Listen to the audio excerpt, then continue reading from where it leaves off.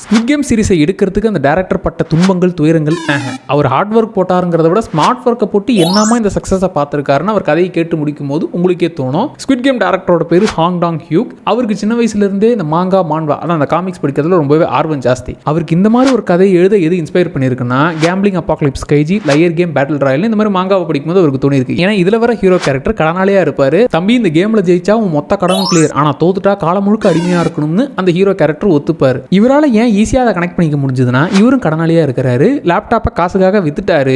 இப்போ நமக்கும் யாராச்சும் இந்த மாதிரி ஒருத்தர் கேட்க மாட்டாங்களாங்கிற ஆர்வத்தில் ஸ்குவிட் கேம்கான கதையை 2009 எழுதி ஃபர்ஸ்ட் டிராஃப்டை முடிச்சிட்டார். அதை ப்ரொடியூசர்கிட்ட எடுத்துகிட்டு போனால் தம்பி இந்த மாதிரி கதையெல்லாம் கன்ஃபார்ம் ரிலேட் பண்ணிக்க மாட்டாங்க, அப்படியே தூக்கி போட்டுன்ற மாதிரி ரிஜெக்ட் பண்ணிட்டாங்க. இவருக்கு இந்த கதை மேலே நம்பிக்கை இருக்குது, ஆனால் நம்ம மேலே நம்பிக்கை ப்ரொடியூசருக்கு வரணும்னு இந்த கதையை அப்படி ஓரமாக வச்சுட்டு 2011 சைலன்ஸ்ங்கிற படத்தை எடுக்கிறாரு. இந்த படம் வாய் பேச முடியாத காது கேட்க முடியாத பசங்களுக்கு அங்கே இருக்கிற டீச்சர்ஸ்னால் நடக்கிற கொடுமையை உண்மை சம்பவத்தை பேஸ் பண்ணி எடுத்த படம். இந்த படம் வந்ததுக்கப்புறம் கொரியா கவர்மெண்ட்டே அந்த பசங்களுக்கு ஆதரவாக சட்டத்தையே போடுற அளவுக்கு மிகப்பெரிய சேஞ்சை கொண்டு வந்திருக்கு. இப்படி மெசேஜ் சொல்கிற படம் நமக்கு வருது, கமர்ஷியல் ஏரியாவில் நம்ம ஜெயிக்கணும்னு மிஸ் கிரானிங்கிற படத்தை 2014 எடுக்கிறாரு.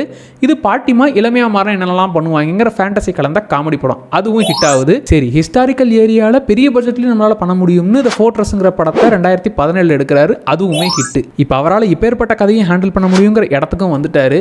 இப்போ எடுற அந்த ஸ்குவிட் கேம்னு சொல்லி அதுக்குள்ளே 10 வருஷம் ஆயிடுச்சு. இப்போ எல்லாரும் ரிலேட் பண்ணிக்கக்கூடிய சுச்சுவேஷனை கோவிடும் கொடுத்துருச்சு. எல்லாரும் வீட்டில் அடைஞ்சு கிடக்க, பாதி பேருக்கு வேலையும் இல்லாமல் போக, இப்போ இவர் எழுதின கேரக்டர்ஸை ஈஸியாக எல்லாருமே ரிலேட் பண்ணிக்க முடியும்.